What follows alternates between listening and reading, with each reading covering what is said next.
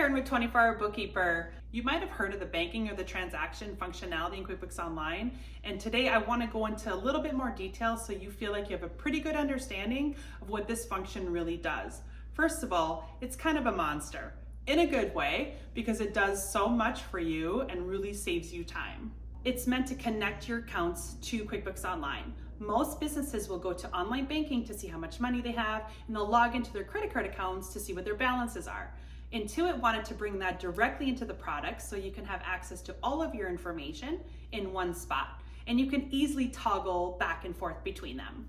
The online banking or the transaction menu really helps you organize your financials easily. Rules allow you to set up some defaults and some information so that it recognizes transactions in the future so you don't have to remember how they're classified. Another great thing about this area is that you really don't have to data entry all the transaction. It tells you the date, it tells you the amount. All you have to do is classify the name of the vendor and the transaction in which it's for. However, the more you do it, the smarter it gets. It'll remember the vendor and it'll likely remember the account that you chose last time. We have to remember that we can trust it, but we should still double check it.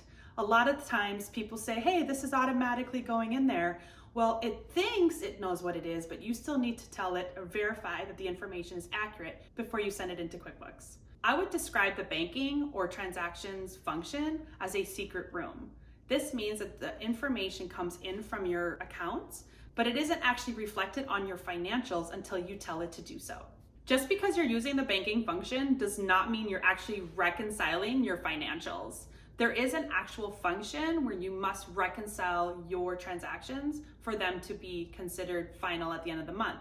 However, it does make reconciliation much faster.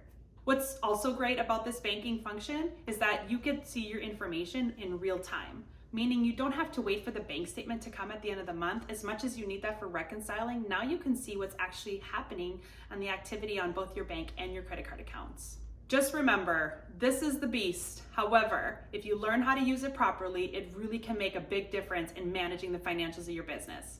Thanks for watching. Follow us for more tips and information like this.